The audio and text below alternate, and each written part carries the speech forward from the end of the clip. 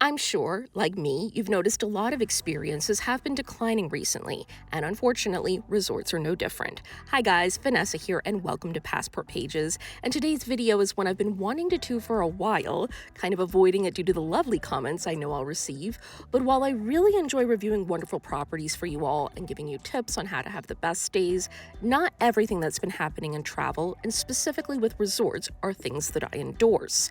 And while I've always given you the pros and cons of every resort, today we're just focusing on the things that are all pretty much cons across the board, no matter how you spin it.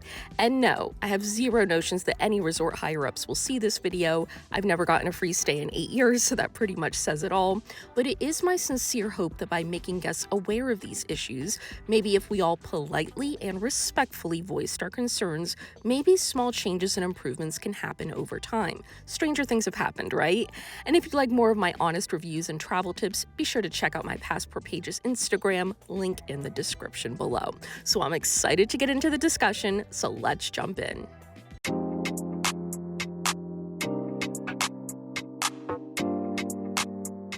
So this is something that I've been adding to my reviews lately because it's a definite budgeting factor, and that's the fact the resorts are now charging a lot for airport transfers.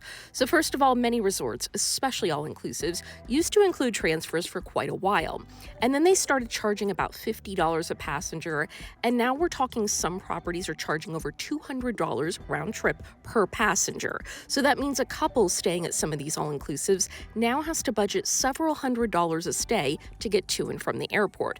And of course, that goes up much more if you're traveling as a group or family.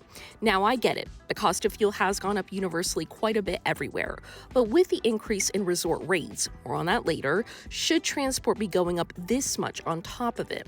And quite frankly, many of us are allocating funds differently. 75% of the resorts I review are $450 a night or less. So if that's now going to transfer, are you cutting your stay a bit shorter to cover that extra expense? Or just chancing it with a taxi, rideshare service, or outside transfer company, which are all also options, of course. So I'm sure some of you will disagree, but if I'm paying for a higher tier all-inclusive, it's just a nice gesture of customer service if airport transfer were included. And while there are a few exceptions, generally speaking, that unfortunately seems to be a thing of the past. Another thing you may have noticed creeping up more and more in my reviews is resorts not maintaining rooms. Now, I know that many properties have cut down on staff, plus the cost of materials has gone up quite a bit, but so have nightly rates. So it's my expectation that some of that goes toward maintaining the look of these rooms and suites a bit more. And aesthetics aside, yes, some of them look like they're stuck in the 90s and very outdated, but that's not what this is about. Many resort rooms and suites these days have issues with plumbing and cooling. Sometimes they'll smell of mold and just musty overall. Paint will be peeling and grout will be coming off. And a tip: always let the front desk or concierge staff know of any issues as soon as you find them so they can either fix the situation or relocate you to a different room. But I am seeing this more and more in higher-end properties, not all of them of course, and that's why I like to highlight when a resort looks well-maintained because they deserve recognition for that. But certainly more properties are looking like they're being ignored a bit too much post-2019, and hopefully that's something that will improve in the coming years. Now, many of you will probably be surprised that I'm admitting this next one, but I do have an issue with brands not building more budget resort options. Resorts across the board, both all-inclusives and a la carte properties, are opening at higher and higher starting rates before their doors even open. And the few affordable budget options that do exist are just not really anything I can recommend to you all in good conscience. I've noticed that making my annual top 10 cheapest all-inclusives video has gotten progressively harder and harder to do the past 8 years, because finding quality resorts at a reasonable price seems to be a thing of the past for the most part, with a few exceptions. To be fair, that's pretty much everything these days in travel, like cruises, excursions, dining, and of course, just life in general. I get a lot of complaints about the rates I quote, and don't come at the messenger. Go to these brands and complain. And I'm not going to recommend a cheap place for the sake of being cheap when I know you'll have a miserable time there and would be better off staying at home. I'm just not going to do that. I will say say, a lot of this was very predictable. Those who've been around for a while remember that we did more traveling in 2020 than we ever did before or since. First class flights were literally a quarter of the price they are now. We were paying $400 a night for ultra luxury resorts that are now $1,300. And I kept saying, if you can safely do so, try to travel now, because this is quite possibly the cheapest travel will ever be in our lifetime. And here we are. And these places were empty. And I knew as soon as they reopened, and for many of them, that wasn't for another 2.5 years, I knew they were going to jack up the prices astronomically to make up for all that lost revenue. Who knows if the building of budget resorts will become a priority again, but fingers crossed, and let me know your thoughts on if you think that could ever happen. The next thing that has been happening a lot recently is resorts announcing opening dates that don't happen. Again, post-2019, with travel interruptions and supply chain issues, just many complications, this was happening a lot, and that was very much to be expected.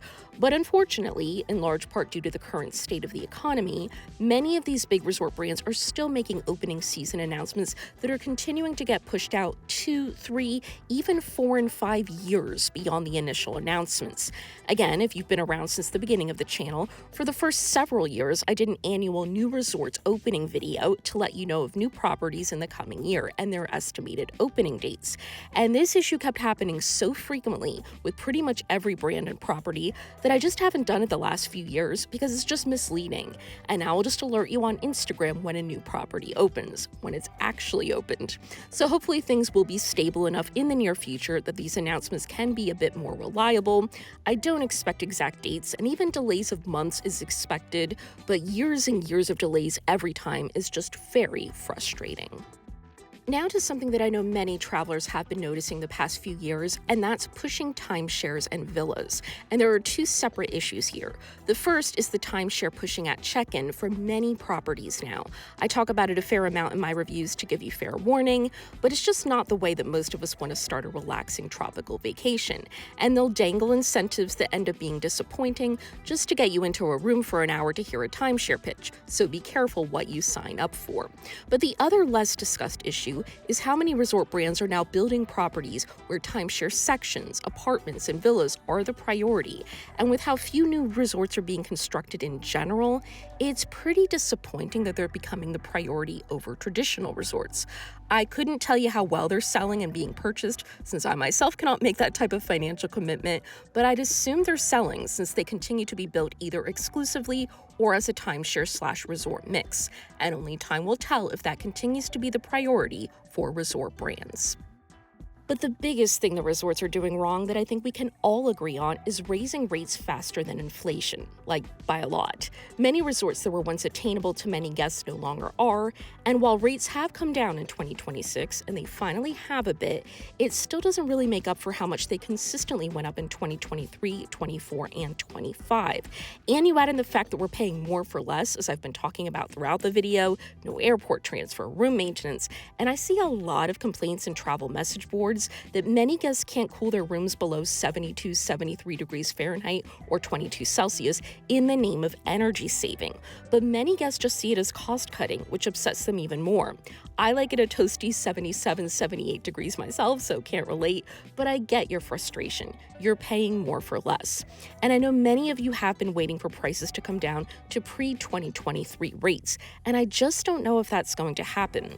And I think as a result, many of us are either taking fewer trips each year or taking shorter ones than we used to in order to compensate for the increase. The other thing we do is rely on loyalty points. That helps a lot. You'd be surprised how many all-inclusives can be booked on points. And I also set up price alerts when I know the general time frame for when we're looking to book our next trip. But, and I know I sound like a broken record, this is just the way that pricing is going for everything the past few years. And while I don't really hold out much hope for that changing anytime soon for anything, I'll do my best to let you know of the best possible deals and resort values both here and on Instagram, because we're all in the same boat. So while yes, things are far from perfect for resorts these days, I really hold out hope that at least some of these issues will improve with time, and I'll be here to give you all the news along the way. If you like this type of video and would like to see more content like it in the future, or future content in general, please give it a big thumbs up. And for more travel and resort tips and reviews, head over to my Passport Pages Instagram. I'd love to have you there. This is Vanessa for Passport Pages. Thank you so much for watching, and I hope to see you all very soon. Bye, everyone.